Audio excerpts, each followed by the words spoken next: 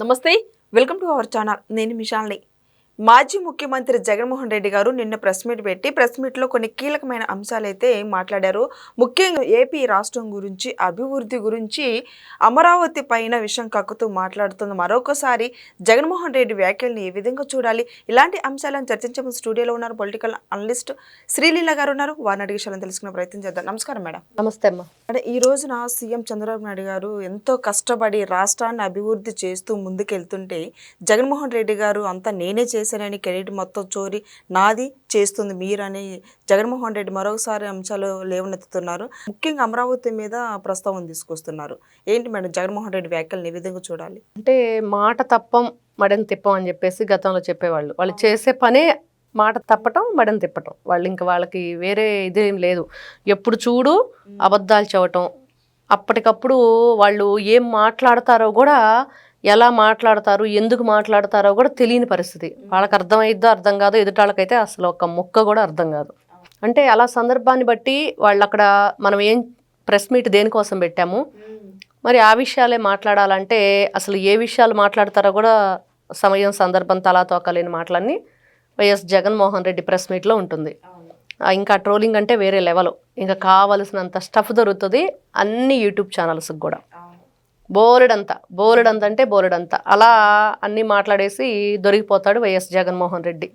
అంటే మాట్లాడే విధానం 2014 మనది ఏదైతే తెలుగు రాష్ట్రాలు విడిపోయిన తర్వాత అమరావతి రాజధానిగా ఉంటుందని నారా చంద్రబాబు నాయుడు గారు ఆ రోజున మరి అసెంబ్లీలో వీళ్ళు కూడా ఒప్పుకోవటం, తర్వాత 2019 ఎలక్షన్ వరకు కూడా వీళ్ళు మాట్లాడిన మాటలు, అవును అమరావతి రాజధాని మరి అందరికి కూడా సమంజసం అని చెప్పటం, కోర్టే చెప్పింది అది ఖచ్చితంగా కరెక్ట్ ప్లేసు, ఇదిగో ఈ నిర్దేశిత టైం లోపుగా మీరు కట్టాలి అని చెప్పిన తర్వాత కూడా 2019లో ఎలక్షన్కి జగన్మోహన్ రెడ్డి అండ్ బ్యాచ్ ఏ విధంగా ఊదరగొట్టారు. మా జగనన్న ఇక్కడే ఉంటాడు, నారా చంద్రబాబు నాయుడికి ఇల్లు లేదు, మా జగనన్న ఇల్లు కట్టుకుంటున్నాడు, ఇక్కడే ఉంటాడని చెప్పారు. ఏం చేశాడు? ఇక్కడుండి 3 రాజధానులు అన్నాడు. ఈ రోజున మాట్లాడతాడు ఆయన. ఆ రివర్ ప్లేస్లో ఎలా కడతారు, రివర్కి దగ్గరగా ఉంది కదా, అదే బేస్డ్తో ఎలా రివర్ బేస్డ్ ప్లేస్ కదా అంటాడు. మరి రాష్ట్రంలో ఉన్న రాజధానులు, మన రాష్ట్ర రాజధాని గురించి, దేశంలో రాజధాని, దేశానికి రాజధాని మన ఢిల్లీ, అది యమునా నది ఒడ్డున ఉంది కదా. మరి భారతదేశ వ్యాప్తంగా ఉన్న రాజధానులు కానీ అన్ని రాష్ట్రాల గురించి చెప్పుకుంటే వారణాసి కానీ, పాట్నా కానీ, ఇంకా బోలెడన్ని ఉన్నాయి. అన్నీ కూడా పరివాహక ప్రాంతాల్లో, నదీ పరివాహక, ఈ బీచ్కి దగ్గరలో అంటే సముద్రానికి దగ్గరలో ఉన్నాయి. దానివల్ల ఉపయోగం ఏంటి, దానివల్ల ఏదైనా సరే రవాణా కానివ్వండి, ఈ నదీ పరివాహక ప్రాంతం వల్ల రైతులకి పంటలు పండించుకోవటానికి అన్ని విధాలుగా కూడా చాలా బాగుండిద్ది అని చెప్పేసి అన్ని చోట్ల నిర్మించారు. మరి జగన్మోహన్ రెడ్డి గారికి వచ్చిన బాధ ఏంటి, ఆయన కష్టం ఏంటి అని అంటే, ఆయనకి ఇష్టం లేనిది రాష్ట్రం బాగుపడటం, మెయిన్ పాయింట్ బాగుపడటం. ఇంకా అదొక్కటే, ఇంకా మిగతా అవన్నీ కూడా పక్కన పెట్టండి. వాళ్ళు ఎప్పుడు ఏం మాట్లాడారు, ఎలా మాట్లాడారు, అప్పుడు ఎందుకు అలా మాట్లాడారు, ఇప్పుడు ఎందుకు ఇలా మాట్లాడుతున్నారు అన్నా కూడా వాళ్ళ దగ్గర ఆన్సర్ ఉండదు. కానీ ఒకటే ఒక ఎజెండా ఏంటి అంటే, వైఎస్ఆర్సీపీ పార్టీ అండ్ జే బ్యాచ్ది రాజధాని అనేది పక్కన పెడితే అమరావతి, కమరావతి, బ్రహ్మరావతి అన్నీ అయిపోయినాయి. ఈ రోజున రాజధానిగా అసలు ఏది 3 రాజధానులు నాటకం ఆడాడా? ఎందుకు ఆడాడు 3 రాజధానులు అంటే? సీఎం ఎక్కడుంటే అక్కడ రాజధాని అని ఇంకో మాట కూడా అంటున్నాడు. అంటే ఈ రోజున సీఎం ఎక్కడుంటే అక్కడ రాజధాని అంటే ఆయన అమెరికా వెళ్తాడు, అమెరికా రాజధాని అయిద్దా? అవ్వదు కదా.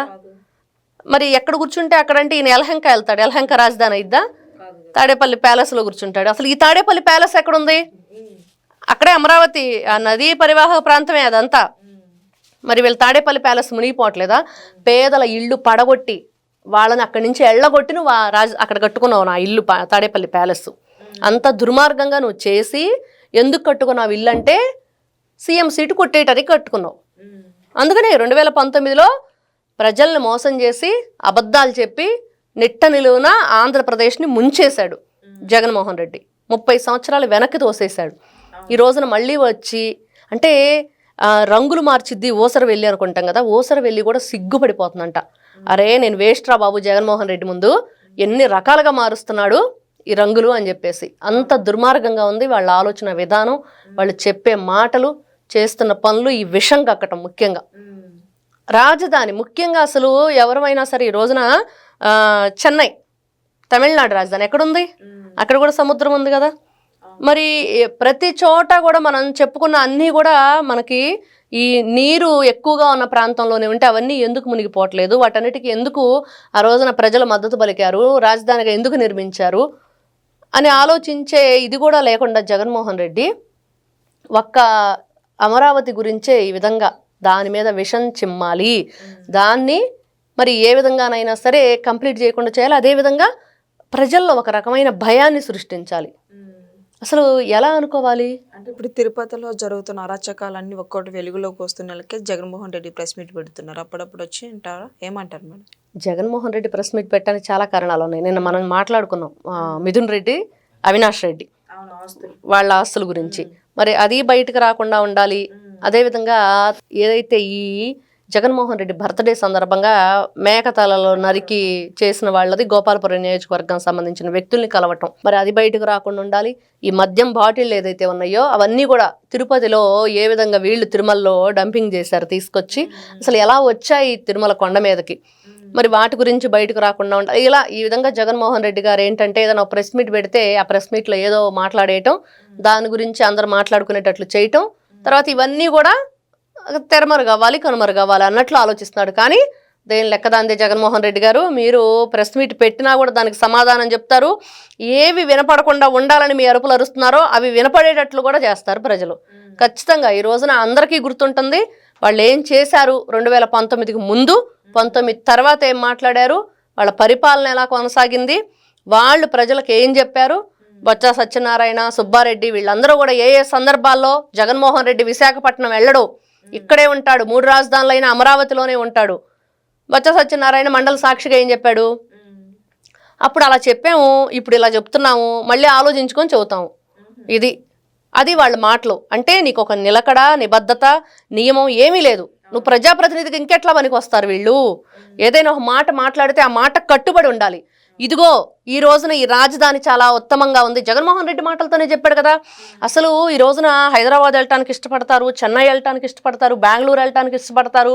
మరి ఎందుకు ఇష్టపడుతున్నారంటే మహానగరాలుగా ఉన్నాయి, చాలా గొప్ప గొప్ప బిల్డింగులతోటి, కంపెనీలతోటి ఒక వెలిగిపోతూ ఉన్నాయి. మరి అలాంటి నిర్మాణం మనం చేసుకుంటేనే కదా మరి అందరూ మన రాష్ట్రానికి ఇష్టపడతారు అని చెప్పేసి జగన్మోహన్ రెడ్డి గారు చెప్పారు. ఏ అయితే చెప్పలా, మళ్ళీ ఏ అంటాడేమో ఆయన, నేను చెప్పలేదు అంటాడు, అన్నా అంటారు వాళ్ళు.